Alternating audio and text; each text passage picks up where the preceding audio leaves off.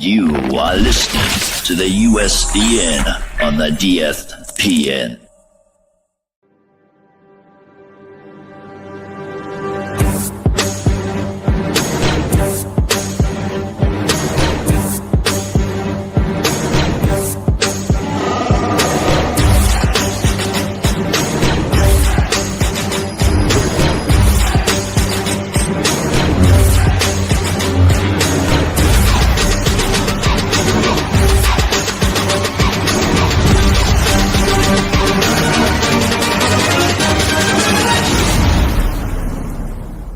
It's a trap!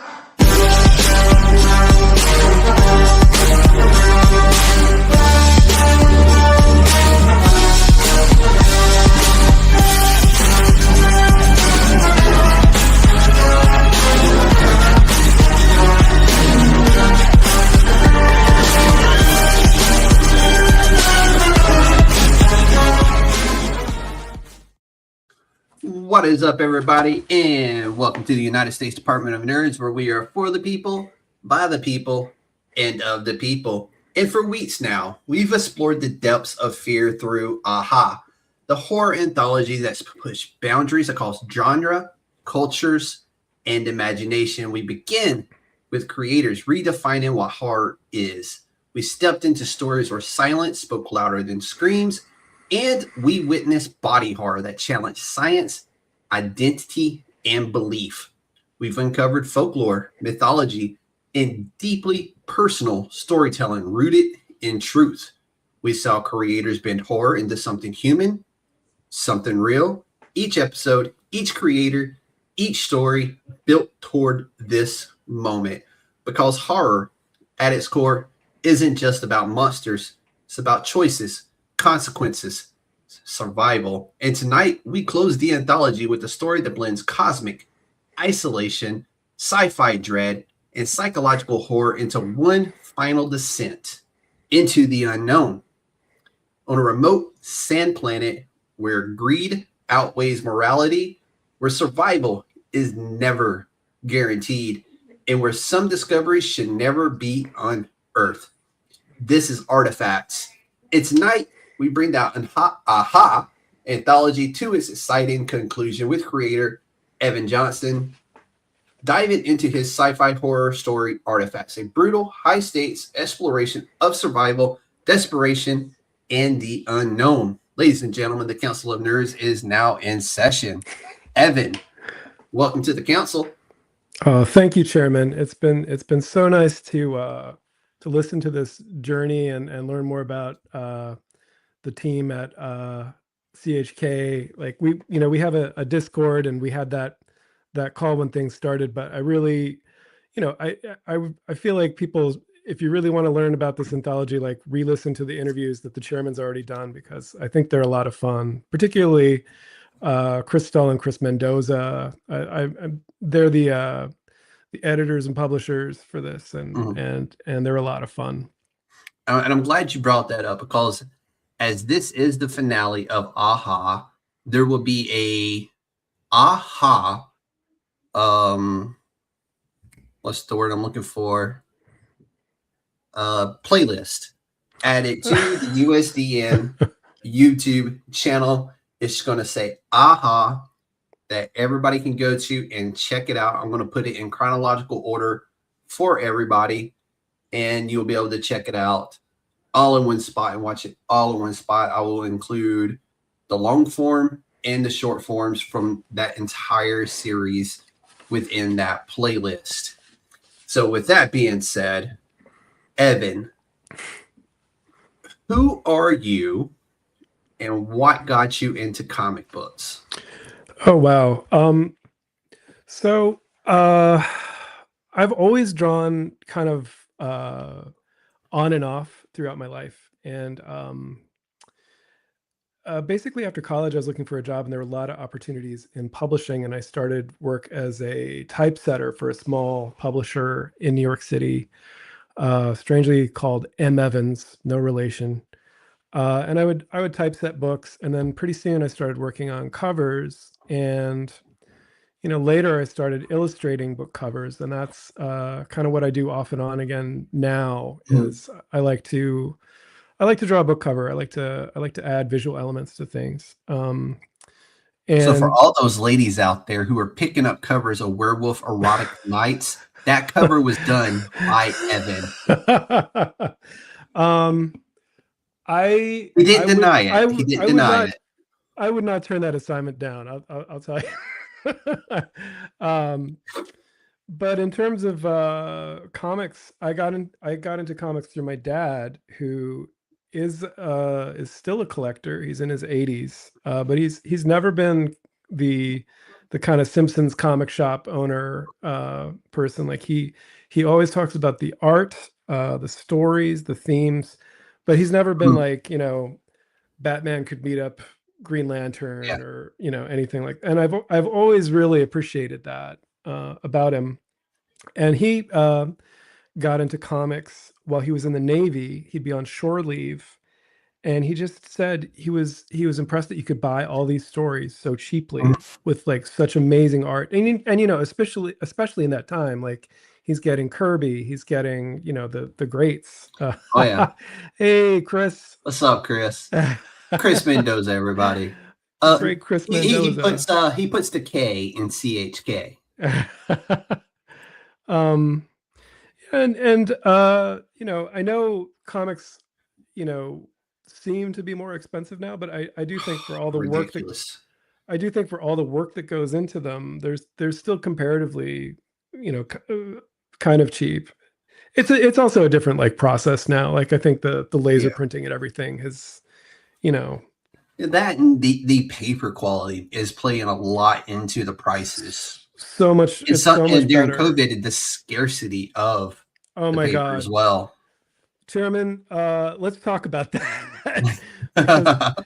because during lockdown, my favorite comics store, Galaxy Comics in Brooklyn, basically you couldn't go inside. They just had the door open and a table, and you would just like pick a comic off the table. And I didn't read any of my favorites that year. Oh, I'm sure. I wasn't collecting then. I didn't get back into it until late 2021, early 2022, I believe, when my daughter got into it again.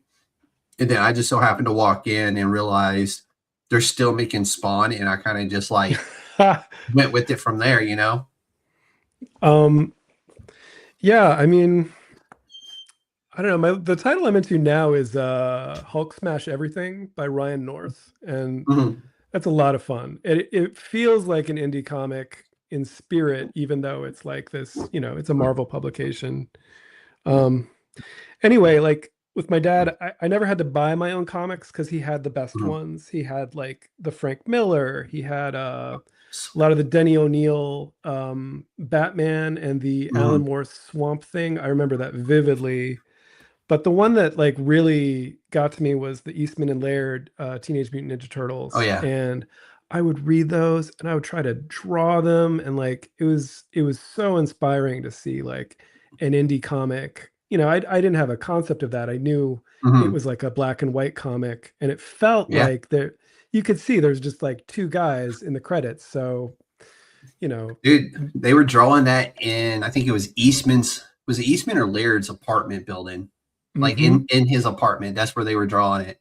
And it's really cool because back then there were no identifying, they had names, but they didn't have their identifying colors yet. It was just the red because they were both huge fans of the Daredevil.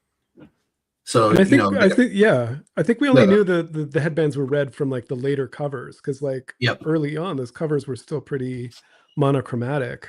And we got the foot in the Teenage Mutant Ninja Turtles because the Daredevil had the hand.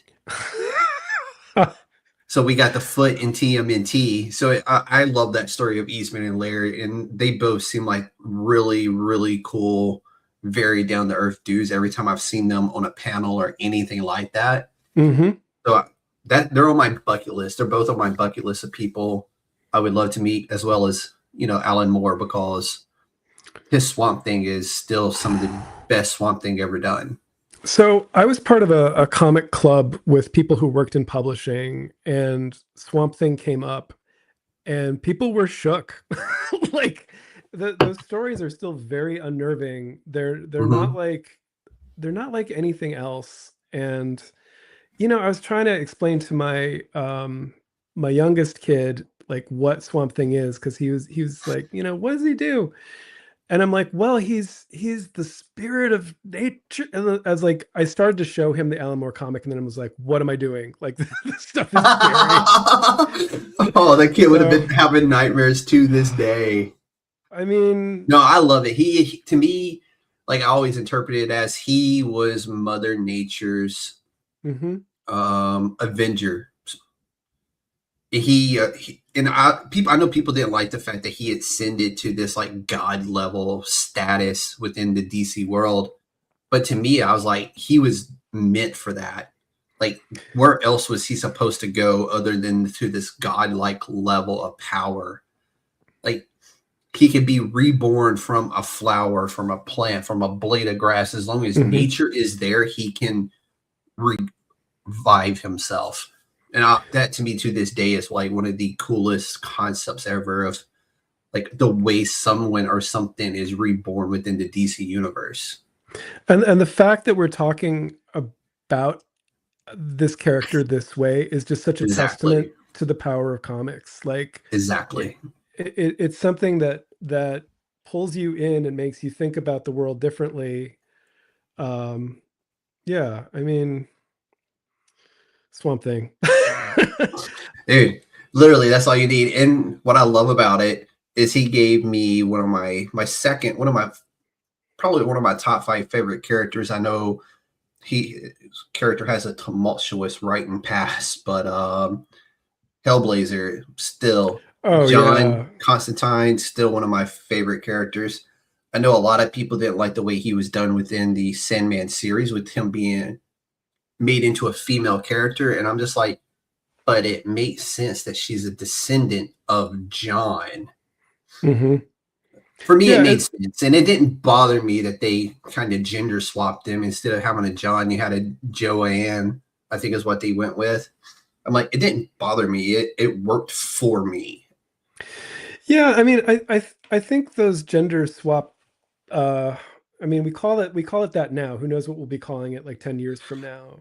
But Yeah. like, it is an opportunity to change the kinds of stories, and Mhm. I do think that kind of representation does matter, and like encourages different people to read comics. And I want to talk about comics with everybody. So that's I'm right there with you. And it's kind of wild because the series was so good that you could literally pick up volume 1 of The Sandman and just follow the comic book with the story that they were given to us on Netflix. And I hate that things happened within that world or within the real world that prevented it from going further yeah. than it could have, because I think there's still so much story on that to tell that could have been absolutely amazing. I love the character of Death in that series. The guy who played the actual Sandman were just phenomenal. And I really hate that we didn't get that to the right conclusion that it deserved. Yeah, I wasn't I didn't think we'd be talking about this, but like I was a big Neil Gaiman fan, and not like His not like writing, not phenomenal. not like tattoo level of fandom, but like I Yeah. I I would read, whatever of his that I could. Mhm. And I did read that New York Magazine article about him, because I just felt like, for once I just, there's a lot that I'm sort of happy for the web to summarize, but for that one, I picked up the article, Yeah. and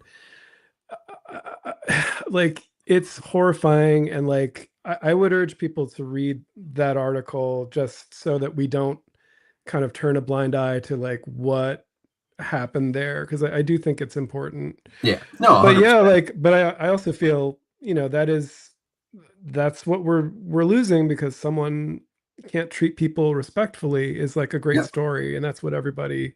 One of the greatest comic book writer minds around for his Yeah. generation, and bad decisions. But that's neither here nor there. We're talking about artifacts and what makes artifacts different from other sci-fi horror stories right now? Wow.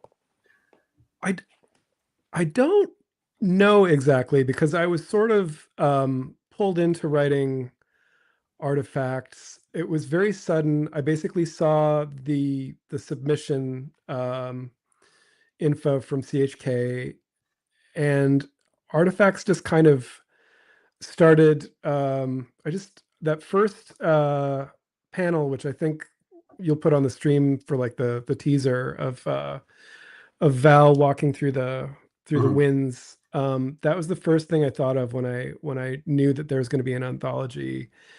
And then from there, I thought about sci-fi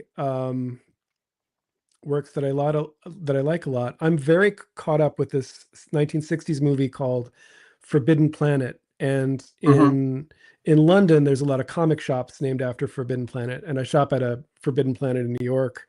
So it's kind of always like in my mind. But like, if you've seen it, it's a sci-fi retelling of The Tempest, and the atmosphere is just really eerie, and the soundtrack is eerie, and the matte paintings they make you really uncomfortable, and it's always just been in the back of my mind. And I was like, after I created that image, I was just like, this could be my kind of version of that. And then other elements started slipping in. Like, I also like this movie that was an influence on Alien called Planet of the Vampires. Have you seen that? Ooh, yeah.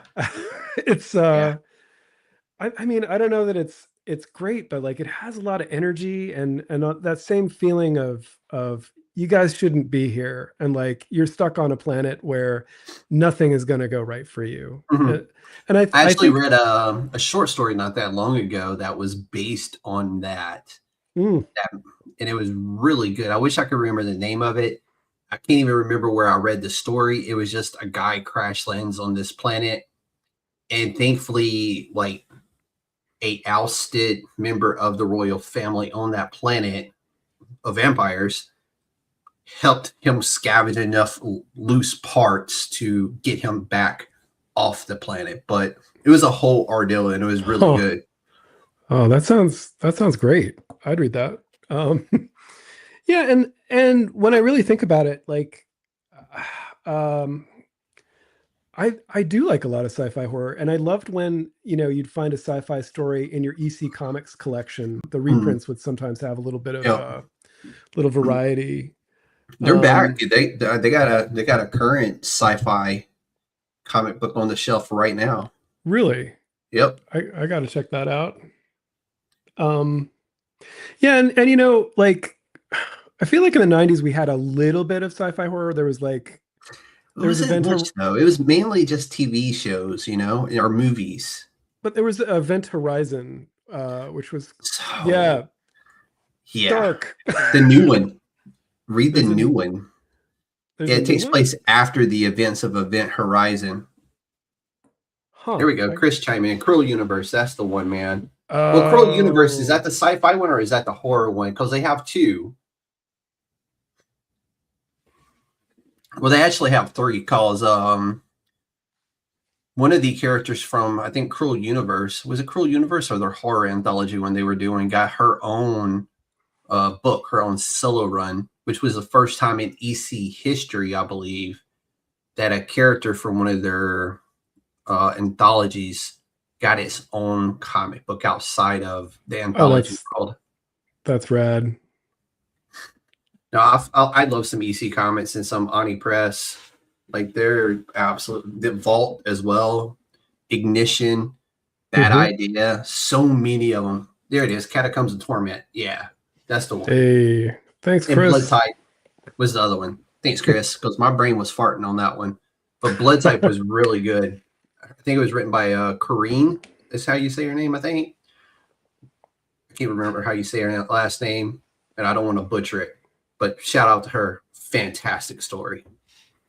Yeah, I feel like there's something to an entire planet that is haunted, that is just so unnerving. Because, like, a haunted house, like, maybe you're able to get out of there and get to the next town. But, like, A planet? Yeah, and the situation that the crew members are in, where it's like there's no water on the planet. The air is breathable, but there's lots of sand. I don't really get into that stuff a whole lot. I kind of let the reader It's imagine one of those, that. do you have to? You know? I think there's enough context clues within the story to where you don't have to say those things. And that's where the art comes into play, right? You let the art tell the story and the words amplify that art. But yeah, this one, I don't think if you go into too much detail, then it kind of ruins the air of mystery around the story. Yeah, I think that's very apt. I mean, just once though, I kind of want to do. Have you been reading the Matt Fraction Batman, where they get into like all the gadgets that he has? I don't do a whole lot of DC or Marvel. Okay. I will read certain Batman stories. Mm-hmm. Like they're re-releasing, I think, the Frank Miller stuff right now. Oh, hey. So I've been reading that because I wasn't collecting at the time, so I've been picking that up. And I did the Hush when it re-released. Mm-hmm. And then I did the what was it, Gotham by Gaslight? I can't remember what series that belongs to. I've been meaning to read that for the longest time. And that one was really good. But for the most part, I don't do a whole lot of DC unless it's Vertigo type stuff or Marvel. Certain characters from Marvel I will read, or certain events from Marvel I will read, but I avoid them for the most part. I can almost say I'm pure indie. That's beautiful. That's what I aspire to. But it's one of those where I didn't grow up with Marvel and DC as much as other people. I grew up with I grew up on the the 90s X-Men for sure, like the X Factors, Spawn when it came out. I fell in love with the character.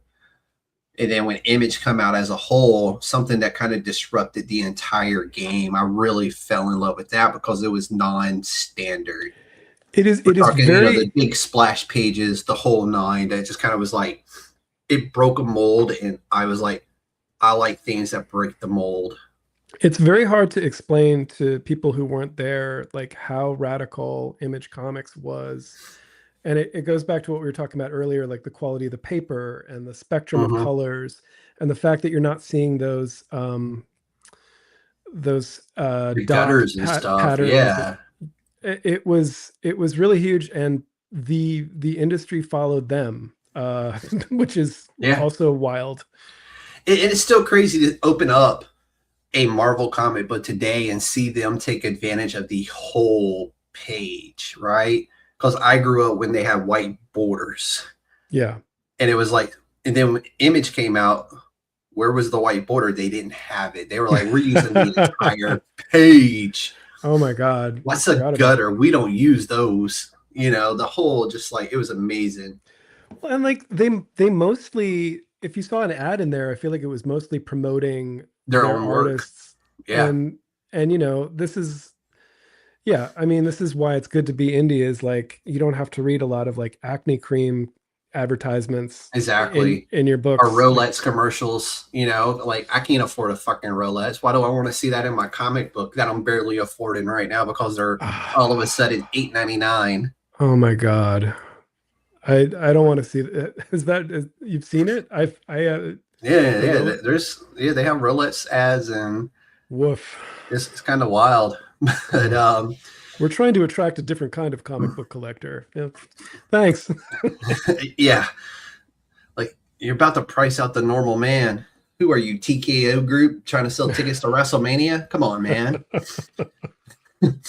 Neither here nor there. But so what's a moment in your story that makes people, or that may make people uncomfortable? Oh, well, I mean, I know what it was for me. I feel like I should follow the advice of my fellow AHA members and not try to define that. But for me, like, one of the things I picked up on EC Comics was a lot of the stories are men and women with an incredible amount of tension. Usually they're married. And I listen to a lot of old suspense and horror radio shows, and like that is the formula so too. Good. Yeah, they knew what they were doing, man. Oh my god. And I do think there is just something societally that they were trying to address, usually with blood and guts. Yeah, But axe to the forehead.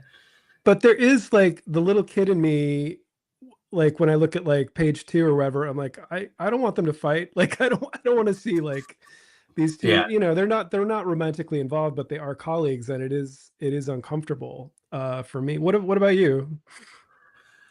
Oh, the ending for me was just like, wow. Oh, thank you. Yeah, I was like, holy shit. You talking about making a decision, and like that's a decision right there. Like I was so proud that I could get you the full story. Like no, I appreciated it, and I'm not gonna. That's one of those where anytime somebody sends me something that isn't out yet, it stays like locked down. Like literally, you have to have the password to get to it anyway. And that's I'm not talking about to log onto the computer. I'm talking about to get into those actual files where I keep my database of, you know, comic books and like my interviews and all that stuff's under password. So, and it's not the same password every time because it's a key. Oh my God. Yeah. Like literally that hard drive is locked down. So if anything was to ever happen to it, nobody could ever access it. Wow. But yeah, do you tend to get digital over physical, or do you do? No, absolutely not. I'm not a fan of digital at all, but it's a part of the business now. So I, of course, you know, people send me their work to read. People will just send me stuff like out of the blue, like, hey, can you do a review of this? I'm like, I no longer do reviews. If you want to come on the podcast, we can talk about it.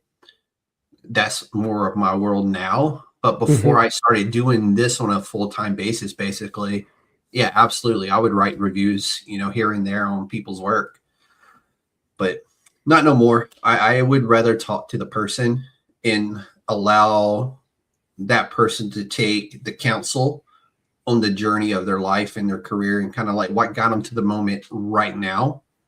So for me, that's a lot more fun.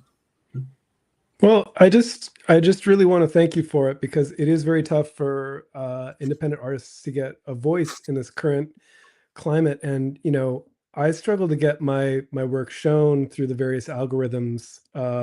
Dude, you know, if you ever figure that one out, let me know. Woof. I mean, that's hard. Like that's a weekly thing for me right there. Is to try to figure out what's working.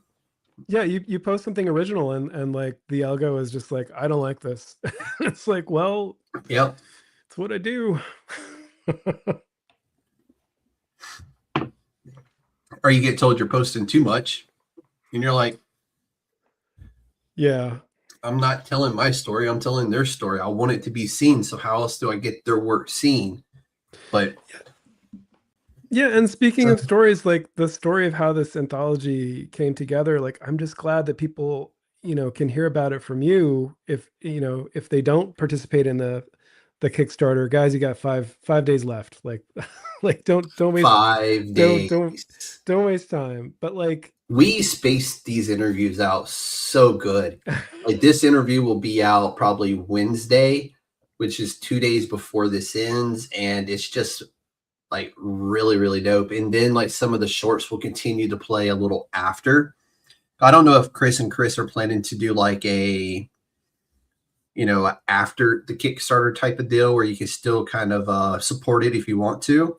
I'm not sure if they're planning on doing that or not, but we'll see. I don't know what their plan is. I'm the last one to know in this party. I'm just a guy who has had the pleasure of talking to almost everybody that's been a part of this. You talked to the inker, man. Like that was cool.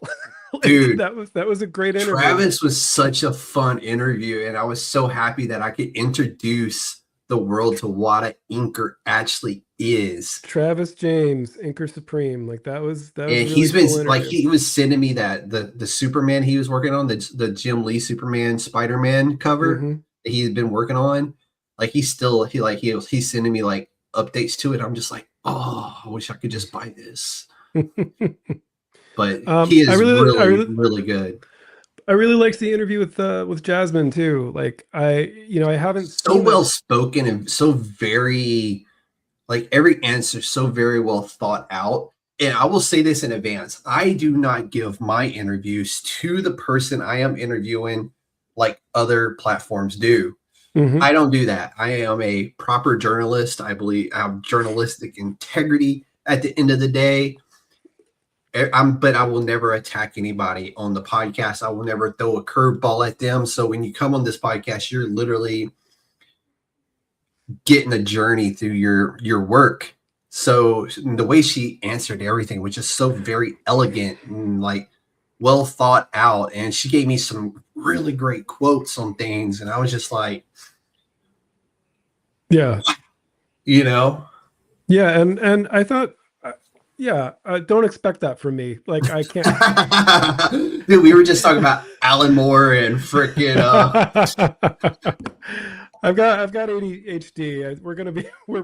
Our journey is gonna be a our journey. hour is going to get busted. We're just saying, two ADHD people talking about comic books, we're going to be all over the place. But I really like, and Minaj talking about his story, like that That's was really a fucking great story. Like, I cannot wait to read that entire story. I've seen Like, it, and like I think I'm gonna say what Squids does with the lighting is like the very panels smart. that he sent me and the way he did the lighting on the panels and the way he did what he had sent to me, which I used when I did the shorts for his story. And I was just like, dude, I cannot wait to read that story because they put so much into it. They, like, Minaj did hours and hours of research on like just asexual reproduction in order to tell a story that's 8 pages long. Yeah. And I love that kind of dedication to the craft that they are pursuing. So for me, it's like amazing when I learn those types of details. He's doing something interesting on his Instagram with some other project too, and it's just very unique to like I want to read more of his comics. I think he's yeah, really I can't wait for those interesting. two to get back together to write another one and to do another one, because I know they got something planned for the future and it's going to be absolutely amazing. But is Artifacts more about survival or consequences? Well, that's a great question. Oh, I know.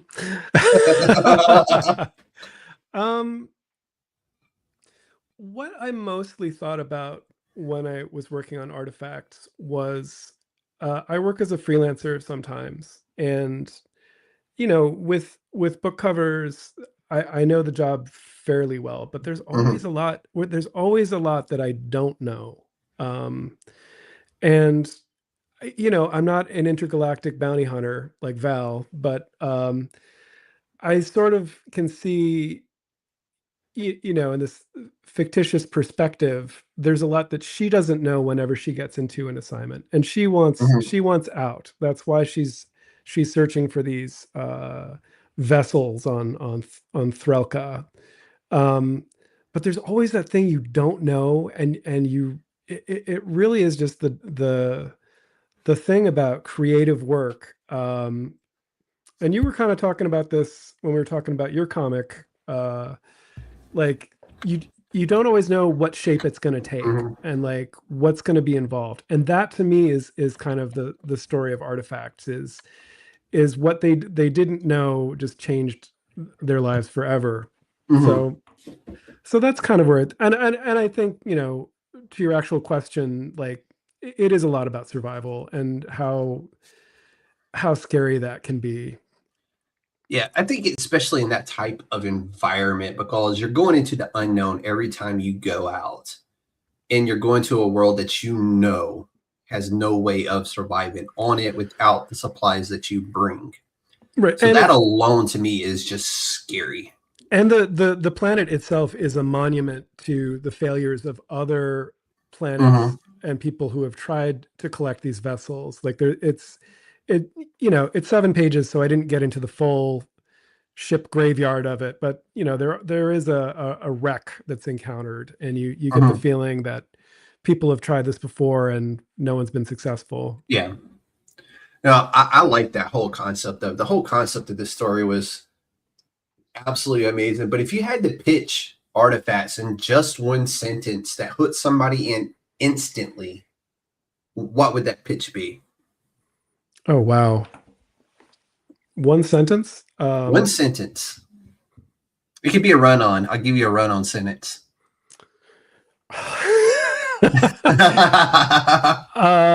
Man, I don't know if I could. I think you stumped me, Chairman. That's partially why I sent the 2 pages of artwork with my pitch, is that I don't know that I'm the best at pitching. Like, I like to show kind of a nearly finished idea. And that's it. I don't want to say it's funny, because it's not funny, but I have talked to probably 50 plus creators at this point, and they always say the hardest thing they ever do or can do is pitch their story to somebody in one sentence or less. Unless you've been doing it for 35, 40 years, it's a really difficult thing to do. Yeah, there was one sentence that kept coming back to me when I was working on it, and it was, I live in New York City. I like it a lot. There was one day when I decided I was just going to go to the Met Museum like really early and just walk around and see what I could see without the crowd. And I ended up in this funny wing above the Hellenistic wing. It was like Cappadocian artifacts. And I'd know nothing about Cappadocia. It was referenced like once on The Simpsons. But I was looking at the relics, and I had this creepy thought that was like, what if they're looking back at you? Like, what if these things want to be here? And that was a driving leitmotif while I was working on it, was just this feeling that you don't always know why you're looking at what you're looking. Which is a good segue into what's scarier in your story, the planet, or what's on it. I think the reasons they're on the planet are the scariest, because it's frivolous. Like it is this valuable, rare thing that people on Earth want and are willing to pay a lot for. And they don't care about, the consequences or and that's, something that we see every day. We don't see it with our eyes necessarily, but like, there's a lot of things that are a little frivolous that we just want, and we don't think about what's really involved in. Which segues me to the next one. Why do humans always chase things my God, probably shouldn't find? Oh my God, if we knew. We sure the hell wouldn't keep doing it. So I get the sense that we're both collectors on some level. No, I couldn't tell you why I like half the stuff I like and collect. Like, it's very I do I'm working on the second issue. I do a zine about old toys. I read the first one, the Halloween zine. Loved it. No, that's a different thing. Okay. But no, I've been doing this zine about old toys, and there's only like one issue out, and I'm always like, why am I interested in like old stuff that like no one remembers. The first issue is about these robot toys called the Starriers that I think were in stores for like 1 year, and I thought I thought they were the coolest. It's crazy, because back when Kmart was still a thing, like I used to love going in there, like when certain runs of like figures would like be like getting ready to go off the shelf. Kmart would drop like figures down to $1, $3, $5. Oh my God, and then I could afford them. And that's how I got like the initial run of the original McFarlane Spawn toys, was because Kmart marked them down to like $3 and $5 a piece. So I remember when those were on sale, finally, like I waited those things out for what felt like forever. And I missed a bunch of them because people are like, oh, they're down to $8. Let me grab that. And I'm like, nope, hold on. It's like steady. And then finally, they hit that $3 mark. And I was like, let's go. Yeah, I had my fresh, crisp $10 bill from mowing the lawn and got me 2 of them. Oh my God. Yeah, I do think it's just mysterious, like why we like the stuff we like. And, I've got kids and they enjoy collecting stuff too. And, I think the beauty of being a kid is that you don't have to think about, the reasons why you want like a Superman figure at this scale, in this outfit. Like it's just, Yeah. But as an adult, you kind of interrogate it a bit more. And Oh, yeah. I do find it a little creepy. Like I really don't always know the reason why I like the stuff I like. Oh, when I'm out and about and I see like I'm a Star Wars collector. And like when I find a Black Series that I don't have, Oh my God. I scrutinize the shit out of the prints because I don't want a flawed print. I don't want a flawed box because I'm an end box collector. So obviously I want the crispy box. I want the figure to be, as close to perfect as possible. And sometimes you'll be looking at them and you'll see like the eye print just like slightly off centered. So like Anakin looks freaking cross-eyed. I don't want that. So it's like I moved that one and I'm like, oh shit, it's the only one is a flawed one. I'm like, put it back on the shelf. And now I don't have that Anakin because it was a messed up misprint, which I probably should have just grabbed the misprint because it would probably be worth something later. But in my head, I just couldn't justify spending $29.99 or whatever it is now for a misprinted action figure. Yeah. I just couldn't do it. Like, even though I know it would have probably been worth something later, but that initial $30 upfront cost for something that isn't perfect made 0 sense to me. Yeah, it's just like there's so many different things where we just don't totally understand why we like them. But I don't think we need to interrogate it too much. But in this particular story, that's what's going to get you. So in the story though, is this artifact actually valuable, or is that just a lie the rich are telling these people to get them to go get it? Oh, I think you gave it a new layer. I do want to do a follow-up to this because I think there's a lot of these stories like deserve a follow-up. And afterwards I was talking to Jasmine. I'm hoping Jasmine takes me up on the idea I gave her because it was gold. But I'm not going to go too much into that one. I'll just say I gave her some gold nuggets, and I hope she follows up with them. Well, that's the other cool thing about this collection is that after it publishes, the creators, we have the rights to our work after a year, and so that's opportunity for growth, and that's a big part of what is so exciting about what Chris and Chris have done is they didn't just like make a cool anthology. They introduced everybody to each other so that we all know people who are doing stuff that we know we like. And, we also are going to own our stuff a year from now. I think it's like February 2027. So I might have that wrong, but yeah. Whoa. Yeah. No, Chris is. So I'm going to create chairman bucks. They're not going to be worth shit to anybody but me. Yeah. They're good for a good pat on the back. Yeah, I tend to think that the artifacts are valuable in that people they discover this form that they're kind of interested in, and there's a little bit of variety of the fragmental ornaments in the story, but I don't know. Yeah, you ask the tough questions. I appreciate that. Hey, I always come correct. All right. The hard-hitting podcast journalistic questions about an indie comic book, because indie comic books are gold, people. You hold our feet to the fire. The sooner people realize it, the better. So let's talk about a little bit of the intrigue of this book and who is more dangerous, Val herself or the world that she's in. Oh my God. Val is a menace. I like. Yeah, no shit.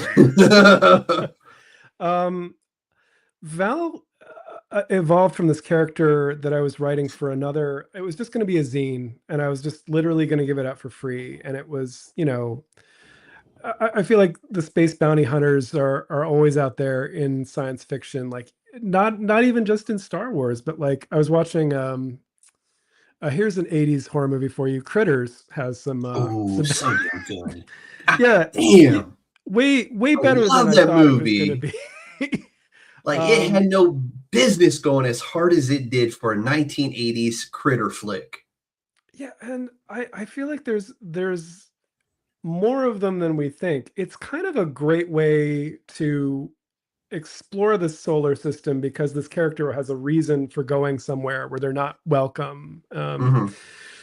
I think Val's very dangerous, and the planet's also very dangerous. But the character she's based on, I do want to come back to that story because they're different. I realized that I didn't just move one character to another. I kind of took the same general idea and just amplified everything because it was a horror story and because you need like extremes in horror. Like it doesn't. I really do feel like horror doesn't really work if everyone's just kind of very thoughtful and considerate for each other. I mean, that what is this, a slice of life comic book? Come on, man. That actually could be a very scary horror story, but that's not the kind that we're trying to tell.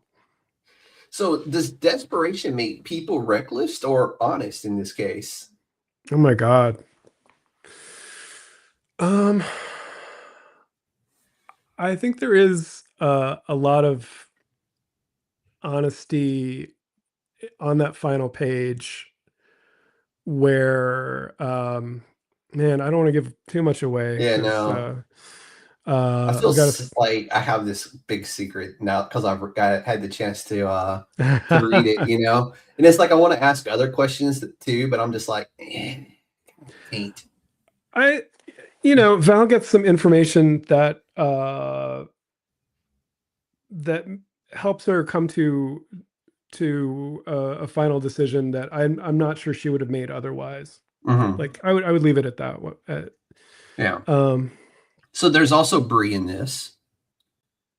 So do you think they're trying to save their sister, or are they risking everything for false hope in this? I'm not sure. The sister, I'm not sure. I think I'm not following totally. Did I accidentally get two? I may have gotten two things mixed up there, so we'll skip that because I bet that's what happened. Yeah. Sorry, I was writing really late last night, and no. Stuff probably bled together in my eyes as I started going cross-eyed about midnight. No, I wish I had that. I wish I had that level of siblings and like more stuff. It's a. Oh no, you don't want that. You don't want to be up when I'm up, still working on stuff. Like I will promise you that because I pulled some late nights on this one. I can imagine you got a full schedule, and yeah, thank you for doing all you do. So now Val, the protagonist. There's Cyrus, the archaeologist, and then the ship scientist and mechanic Bree, who is trying to get credits for medical treatment for his sister.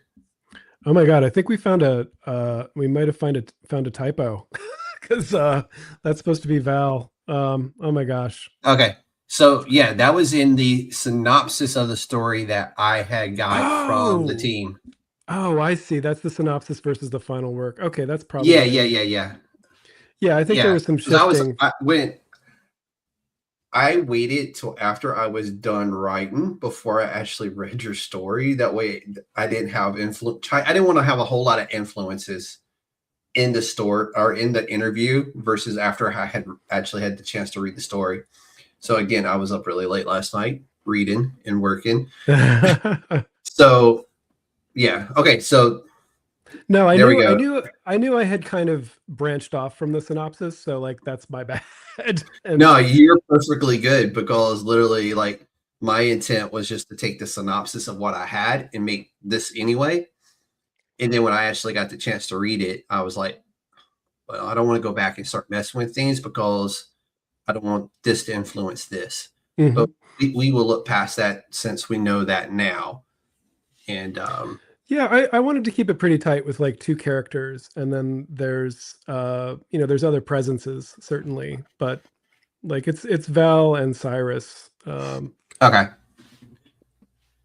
Nope, we're good there. We can go to some horror, man. Let's talk about the horror in this. What's the most disturbing idea you think in this story? I do think becoming obsessed with something to the point where you don't see what it's doing to you is, I think we actually see that quite a lot. A lot. And it's on the news almost on a daily basis, right? Yeah, that to me is very scary. Like what they're both going through, like what Val is doing by just being like, she tells the Cyrus, like, you're not finding where we should look, so I'm just going to start looking. Like, that's not actually a healthy, like, she's not necessarily in the right there. But in those frames, you just see him staring and staring at this thing and trying to figure out what it is. And that is what creeps me out the most, is because I know I've done that. I know that there's been a topic that I had. Again, that was a perfect segue into what does that exactly represent there? Because he knows it's something, but what is that something, and what does that represent? Yeah, I mean, we all just go through trying to figure out. We will get hung up on something, and we feel like it's achievable to understand what that thing is, or where it's from, or what a motive is, and it's just not necessarily true. Like, some things are going to be obscure. Now, in the case of this story, we do find out why this is such a blind spot for everybody. And it's probably healthier that was a blind spot, to be fair. Yeah. But yeah, I will get hung up on some fact and just try to figure out, or like that Google rabbit hole, man. Woof. Hours later, you're like, wait, what was I talking about again, or thinking about again? And you're way off base from where you originally started to where you're at. When I was preparing for this interview, there was a quote that I remembered seeing online from Peter Cushing, who we Star Wars fans know as Grand Moff Tarkin, and horror fans know as, multiple Dr. Frankenstein scenarios. But he talked about how he felt that the movies he was in, that horror wasn't really the right name for it. That he felt like, they represented like dreams or, fantastical situations, and that the scary movies are something like The Godfather, something that shows like corruption and like stuff that people have to deal with on a daily basis. Anyway, I became obsessed with finding the source for that quote. Like, that was my obsession. Here's what I love about Peter Cushing. He, no kidding, went to George Lucas and said, dude, these boots are killing my feet. I'm not wearing them. He wore his slippers, and that's why he is only filmed from like knee high, because he's legit wearing slippers on set of the movie. I'm going to tell you, I'm wearing slippers right now. He had the right idea. And so what's great is him and what's his name? It's one of the other like great actors from his period. They got thrown out of a midnight showing of the Looney Tunes because they couldn't stop laughing because they were cracking up. And I'm like, when you're that caliber of an actor and like decorated as he was, and you and your buddy is drunk watching Bugs Bunny on the big screen, and you are asked to leave, gold. Like, that's what you aspire to when you get to that age where you and your old buddy next to you can go drunk to the movies to watch Bugs Bunny and the Looney Tunes and get asked to leave because you're being too loud, when they were probably the only ones in there, to be fair. Yeah, but I really admire that because I think 100%. I think like not just laughing at the Looney Tunes, we should all do that. 100%. But the idea that horror isn't necessarily just to gross you out or like horrify you or whatever, like it in some ways it is a misnomer because what horror lets us do is explore dreamlike situations or just aspects that we usually don't like to think about at all. I don't know. I thought it was cool, and I did find it on the BBC site after like searching for it for 20 minutes. I mean, he is a Brit, so Yeah. it makes sense. So, does greed always lead to destruction in stories like this? I feel like that's probably about a 90 to 95% like yes Well, there. I was gonna say there was a oh man, I didn't prepare for this. Who was the author who wrote Congo? Michael Crichton. Michael Crichton, yeah. He wrote a couple of novels under a different name about, I don't know. This particular novel was about a guy who raided the pyramids, and the greed is palpable. Lots of people die in it from his crew, but ultimately our anti-hero is successful. Now, whether that's just going to cause further ruination of his inner spirit, like that's not explored because it's not that kind of book. I do think greed for oneself is usually always bad. Yeah. I think if it was possible to be greedy for others, to want things for others like so desperately, we just don't see that much, and Yeah. I sort of wonder if that's even possible. That I think comes back to like I always find a lot of happiness and joy when I see those around me succeeding at what they have chosen to do, and but it drives me crazy when you see the exact opposite of that. When you see two friends who have fallen apart because one is doing a little better than the other. Oh my God, yeah. So, and that goes back to that greed factor. I'm like, okay, you're in this greedy stage of life, which is understandable. I think to a certain degree, you have to be greedy to a certain degree. It's human nature. We all have that in us. But it's also what you do at the end of the day. Mm-hmm. But yeah. But I don't think Val is gonna go out and wreck somebody's life if she accomplishes her mission. Like I don't think Cyrus is either. Like if it was a different kind of story, they would probably just settle down. That is true. So in sci-fi, especially sci-fi horror, who do you think are usually the real villains of those stories? I mean, greed is a huge element there. Like we see that in Dune with the Harkonnen who can't play by the rules, the very strange rules of that particular galaxy. Yeah. I've read those books and I still don't know all the rules.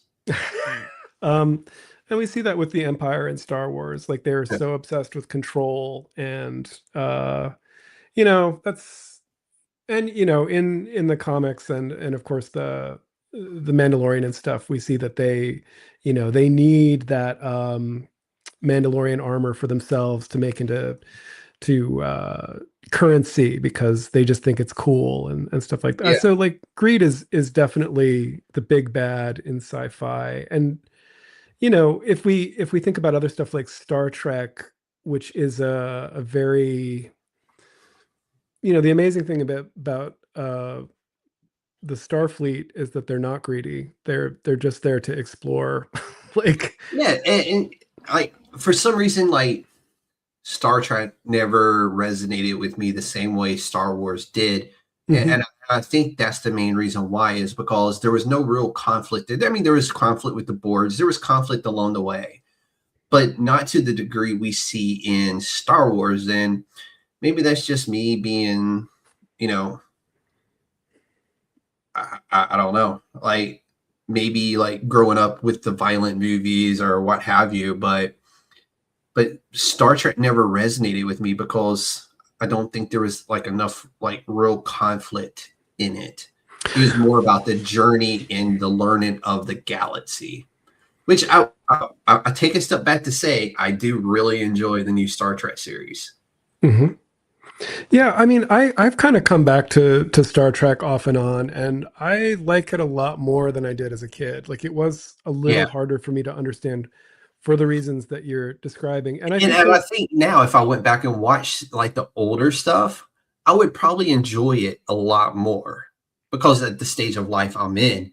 But who has time for that? Well, but it's valid at any age to be like, I don't totally understand the motives of Starfleet. Like, how many planets are they going to go to? I was definitely more Star Wars than Star Trek, and I haven't read all of the Dune books. I want to, but hey, shout out Lucille Ball, because without Lucille Ball, we don't get it.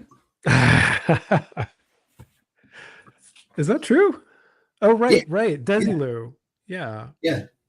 She put up the money to have the pilot done. So without her, we don't get sci-fi. That's really cool. And without Dolly Parton, we don't get the original Buffy. Is that true? Yeah. I mean, I believe it, but when you check the credits, you'll see it. But I think the other big bad in sci-fi has to be conformity, because that is kind of what you see in almost all sci-fi is like, if you're on a utopia planet and everyone's just doing the same thing because they agree on it, is that a good thing? Why does the Empire in Star Wars want to impose their will on everything?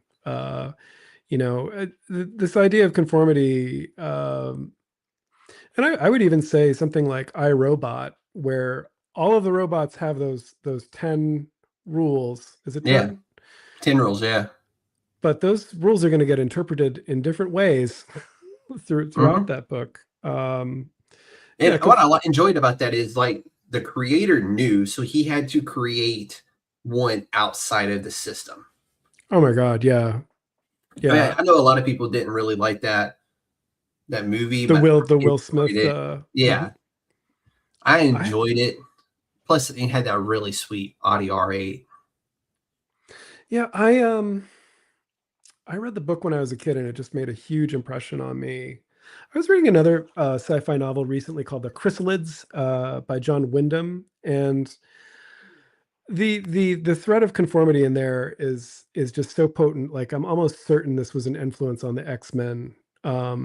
As it's about like a post-nuclear disaster where mutants and humans are at each other's throats, and it's very I don't know. I think sci-fi is really good for exploring a lot of the things we're dealing with as a society now, which is people's greed and people's desire to impose conformity on everybody else. And again, thank you for their reach of power. Yeah. Again, thank you for spotlighting indie creators, because like I do feel like that is something that is more important than ever, particularly as like publishing continues to consolidate. And Kickstarter is great, but like it's not a publisher. Like all these different artists are on their own. And May 1st. Yep. May 1st. I'm going to have a personal, and I haven't announced it yet. He was not originally part of my May lineup, but it was kind of one where I kind of wanted to bump it up and get it seen and heard, because I do really appreciate what this individual is doing for indie comics. So I'm going to make that announcement here soon. As the day gets closer, I'm going to push an update to the schedule, because he was somebody that I really wanted to talk to, because I do really like what they are doing for the community. Outside of, what I do, what he is doing is like a next level. So I really appreciate what it is that he is actually doing for the community, even though others may not see it that way. but we will let everybody be the judge of that on May 1st. So Okay. be on the lookout. That's an announcement that will be coming later. I'll tune in. That sounds interesting. It's going to be really fun. And like I said, I can get behind what this person is doing, and I am a very staunch believer in. I like my floppy comics. I like my printed comics. I appreciate what Kickstarter does. Kickstarter, you still need to get at me. Let's make something happen. But this is also something along the lines of Kickstarter that I can get behind because of what they're doing for the community. We'll leave it at that. So, all right, I'm intrigued. But so let's talk about like some of the creator tastes, and like, what do most creators get wrong about the genre of sci-fi, and specifically sci-fi horror that you have created? I think sometimes there are so many disparate elements in a sci-fi story that it's hard for the reader to know what to focus on. That's kind of what I've noticed in the work that I haven't gravitated towards, where it's just we have like the spacesuits and we have the robots, but it's not, and we have like some interesting facts here and there, but it's not like coming together in a cohesive vision. Too much with not like they try to have too many things going on for it to really be a cohesive story is one of the ones I think. I feel that way about like Lost in Space a little bit. Like I don't totally get it. Like I understand it's sort of a Robinson Crusoe story with his family, but it doesn't. It's literally that story in outer space. Maybe it's supposed to be Swiss Family Robinson or Swiss Family Robinson. Yes. Yes. I think that's something. I tend to not feel like sci-fi is done wrong. I know what I like, and that tends to be what I gravitate towards. And I went to see The Martian. I enjoyed it a lot. I don't think I would read the book. Like I thought it was I thought it was enjoy cool. The book or the movie. I love the concept of it. I just thought it had poor execution, even in the book. I honestly talk about that movie all the time because of the math involved and all that stuff. Like I thought it was very interesting. But I would just say like science fiction can be more about ideas than concepts and futuristic ideas. Well, that's what I liked about Three Body Problem on Netflix. Oh yeah. Was that because it kind of like you got the math element to it, you got the science element to it. It really combines a lot of good elements the correct way into a cohesive story. Even though I will say, like the first few episodes, I was kind of like, the name of this don't make sense. Why call it Three Body Problem? And then once you're finally in, the story is still good, it's still intriguing, but until you figure out what exactly a three-body problem was, that's when you're like, oh, and I think that's why a lot of people messed up is they didn't wait for that kind of reveal to know what it was. And it's hard to sit through if you don't know what something is or why the title is done a certain way when it doesn't make sense within the first episode or two. You know what, Chairman, you know what I would say about there is something like not every sci-fi movie has to be long. That is what if there's one thing that that I want to like get across is like I think short can be really effective, and we don't have to expand everything. Like think about it, the 90s, early 2000s, the average movie was 90 minutes. 90 to an hour 45. Yeah. And that's also what I like about comics is like it is a lot of time spent drawing something so that someone can read it and understand it very quickly. Like it's just such a beautiful distillation of and writing is like that too. Like that's for sure. Yeah. Poetry's like that, music's like that. But comics can be read so quickly and still understood that I just think it's a really beautiful format. It's sort of like painting on the cave walls to tell your story. Like it's one of Yeah. those. When I was a lit manager, I was reading a lot of Salman Rushdie's work, and I was shocked by all the allusions to comics that he had, which I thought were really cool. And in Satanic Verses, at some point, he just talks about how storytellers, from the past would have illustrations so that they could talk about what they were doing. And I haven't read Rushdie in a long time, but it definitely even made me movies, commercials, they all have storyboards to accompany them. I know a guy who does storyboards for Netflix. So I know for a fact that they do that for their movies, their TV shows. They do storyboards for everything.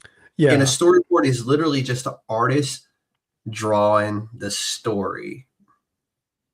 Yeah. Which is really cool to me. I love storyboards. I love to see storyboards. And I get to see storyboards pretty often because I follow my buddy on Instagram and he shares those. What's his handle? What's his handle? His name's Francisco Nilo. He's the artist on Vitalirium's comic book, which is a great book and comic book, by the way. But what is his handle? Sorry, give me just a second. Sorry, I didn't mean to derail us, but I did want to get his info out there. FAH_draws. And he puts together like really cool storyboards. Yeah, I think storyboarding is amazing. I think I was reading that Alfred Hitchcock, I could be messing this up. I know he was involved in typesetting dialogue for silent movies, but I think he did storyboarding as well, and that's why his movies have that those delicious visuals that like you can just instantly so good. And his silent work that he did on the Twilight Zone as well, like some of the there's a few episodes that are silent, and I didn't know that. I love a good silent, like anything, like a silent movie, like especially the horror genre. Like you look at stuff like what was it? The Bates Motel. Like there was parts of that where it was just the music that the music and the acting on the screen that kind of like built that suspense and that grand reveal. There was no words. There's very few words in that movie. Oh my God, you're right. Yeah. Yeah. And that's what makes it so good is that the music and the suspense of how things are recorded and shot is what builds that suspense and the horror in that TV. Well, even in the TV show is a little bit more wordy, but I still enjoyed the TV series because the actor who plays Norman is really good. But the movie itself is very like suspenseful, and the music it's like Jaws, you can't shark don't talk. The music builds the suspense of it. And then when nothing happens, like they built all that suspense up and then it's nothing. Yeah. And then it comes right back and gets you. And that's where you get that jump scare of the shark coming out of the water and eating you. Yeah. That to me is just brilliant storytelling where you can take the music and the soundtrack of something like Jason walking through the woods at a slow pace and then eventually catching you while you're running your poor little ass. Like the kids may be like yelling amongst each other, or, hey, get away from me, leave me alone. But Jason never says a word. Never speaks one time. It's the music and his actions that build that. So like, we can't put music in a comic book, but I listen to music a lot when I'm drawing, and I put together a playlist for AHA that I shared in the Discord just because I felt like, let's just get this stuff out there so we can set a mood. And it is like exactly what you're describing. I think like the equivalent of a soundtrack in a comic is probably like the color palette, because it just makes you feel a certain way. And I remember, staring at the colors in EC Comics, and there was this Classics Illustrated version of Crime and Punishment that I think I probably stole a lot from to create some of the of artifacts. The word the word they use to describe that palette is usually lurid, like the lurid color. And I don't know if I feel that way. Like it always just feels kind of nightmarish and like, otherworldly to me, like almost ethereal when you see like a purple sky or a green cloud, something like that. No, I get you. And like, I love how music, colors, sounds all can come together and scare the shit out of you more than words that can be spoken. Take a long stroll at night on a trail or just out in your neighborhood at night. Well, maybe not you. You live in New York, you live in Brooklyn. I wouldn't do that if I was you, but no. That's why I'm here. It's a community. So like you're rarely alone when you're walking around. And like, but that's why it's great though. You go for that walk, but in your head, there's always that lingering aspect of like, I'm going for a walk at night. The sky has this weird purple tone to it. Yeah. And it's like, I grew up in the country, and some of those drives home at night where it's just nothing for as far as you can see. There's no street lights. There's none of that. It's just like cornfields and cotton fields and cows and chicken coops as far as you can see. And then the big, beautiful starry sky. But to be honest to you, that is like some of the creepiest fucking drives, because as you're driving along, you're like, did anybody else? No, nobody else seen that. Okay. That sky, I know exactly what you're talking about. I went to Purchase College, and there was a lot of wilderness, and like you would just be struck by the fact that like there's a lot of sky above you, and if you were to see something in that sky, and I think that brings us back to science fiction, like you don't know what you'd do. Like where are you going to run? No, I enjoy my evening walks in Brooklyn very much. Like it's Brooklyn's a big place, but like, people get to know you really fast, and it's I like city living a lot. Like it's and one of the cool things is that I bump into comic artists just randomly. Like it's a good town for that. So I was drawing on the train. I was working on my friend's Cthulhu Mythos magazine that I have to plug here, Bait Al Azif. I have a comic in it, and it's a great resource for people who are into role playing. But I was drawing something for that, and this guy gets up to leave, and he's like, "You got to fix the shoulders. Like everything rests on the shoulders."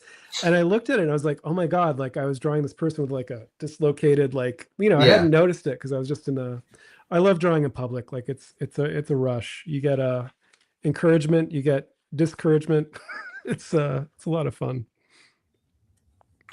But getting back a little bit back on topic here. So do you think indie creators are pushing horror further than the mainstream right now?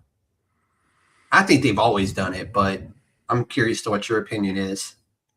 Yeah, I do. I don't think we see the kind of horror offerings from the mainstream. Like when DC or Marvel do their like Marvel Zombies or the DC Halloween issue, like those are fun, but it's not going to be like, I forget who used to publish Flinch. Like I picked up a few issues of that, and I thought that was like an interesting kind of anthology.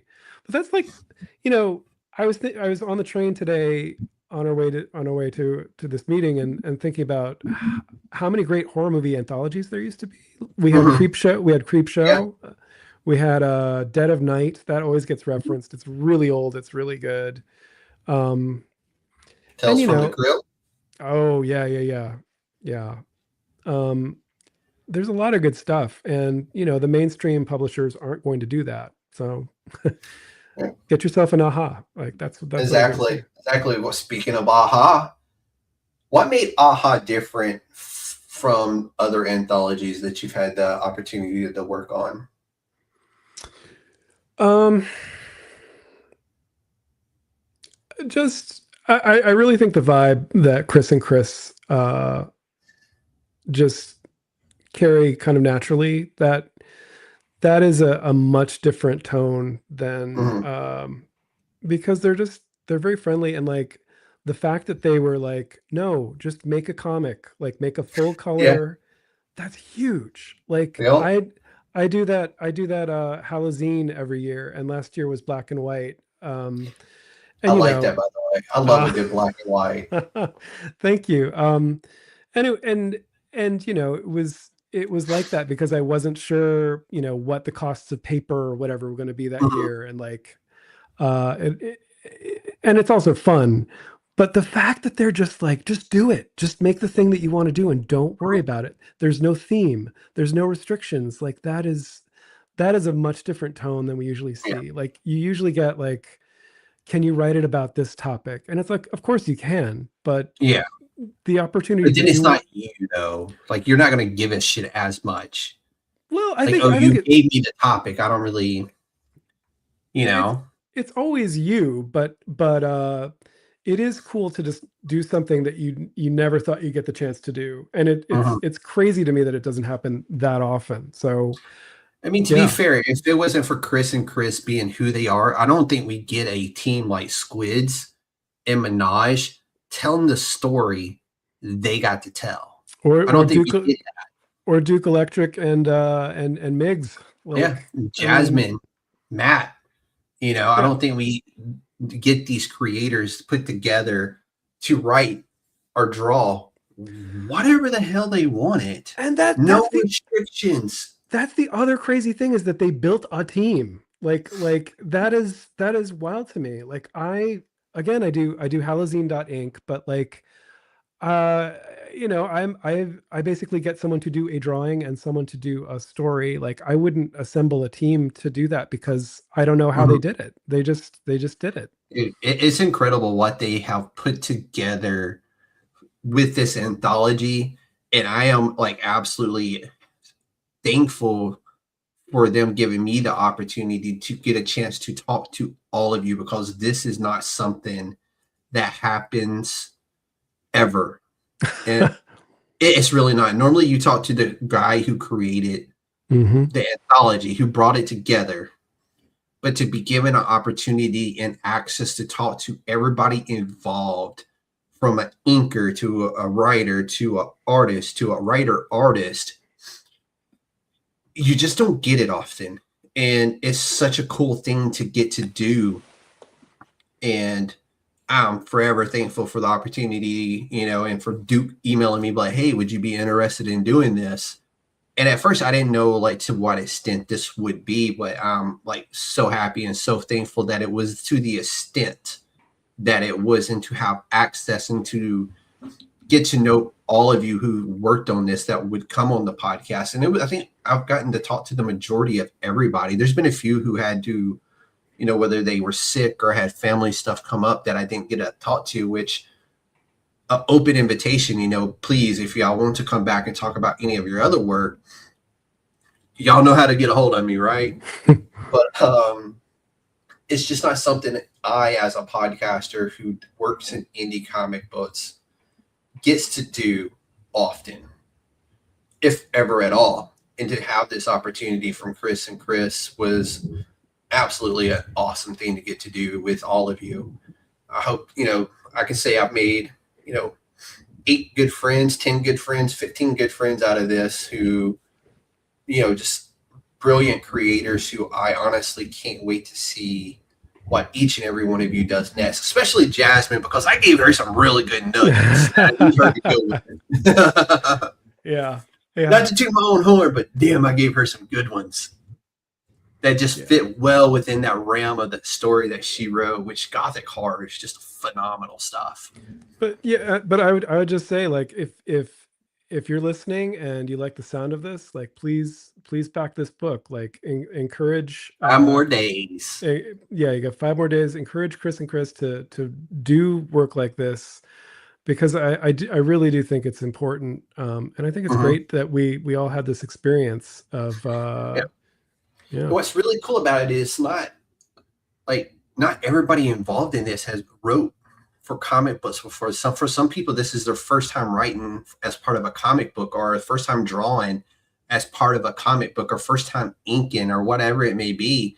Like, you've done it, but like to done it to the extent that you've been able to for this, like I knew that was one of the biggest requirements is you basically a rookie to this genre of storytelling, which I think is so cool that they did it that way. So, but let's bring this home, man.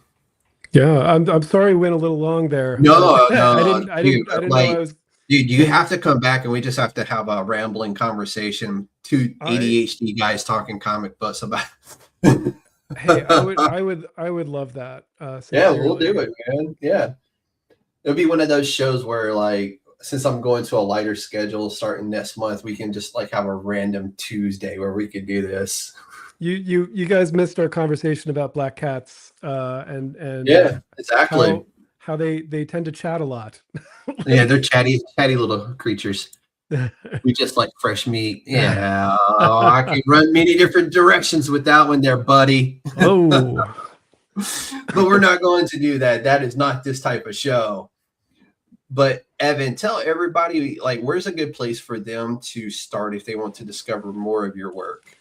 Oh, thank you so much. So my website for the last 20 years has been evanjohnstondesign.com. That's Johnston with a T. And that's because I originally built the site to show my book design work. And that's still there, but now there's a lot more illustration. On Instagram, I'm at Evan Johnston Art.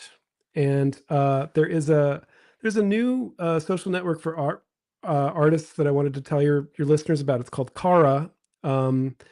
It's really cool. It's got links. It's got a lot of great artwork. And I'm just at Evan Johnston on Kara. That's CARA. And I think that's going to be an important place for creators. At least I hope it will, because a lot of the limitations you have with the meta properties are just not a factor. But yeah, man, thank you so much. Like, I really appreciate it. Dude, this is what I live for. This is what I absolutely love to get to do. But we're going to bring this home.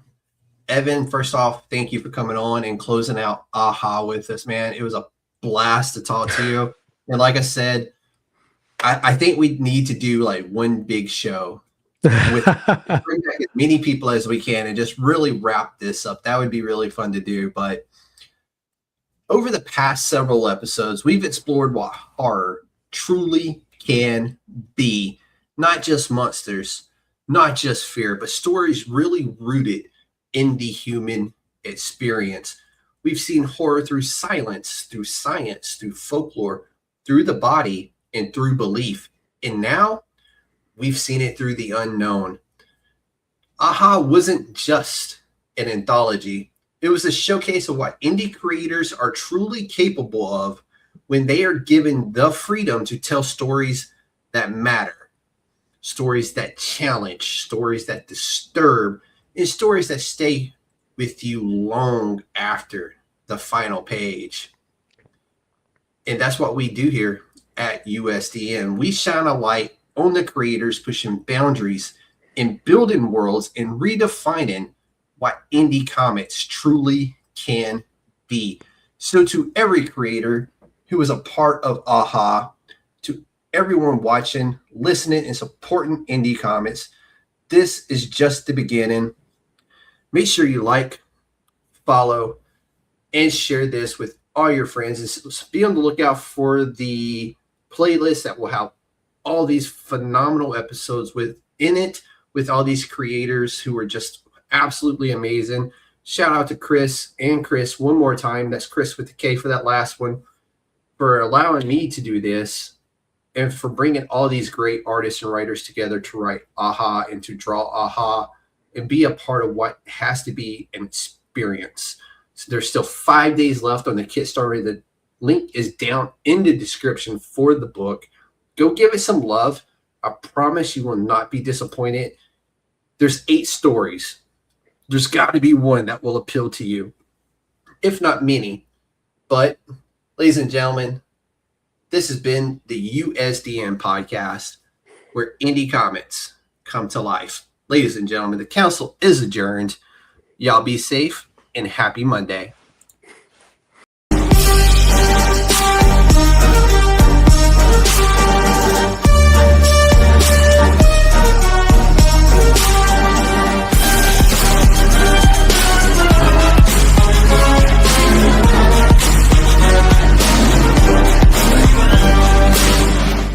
It's a trap!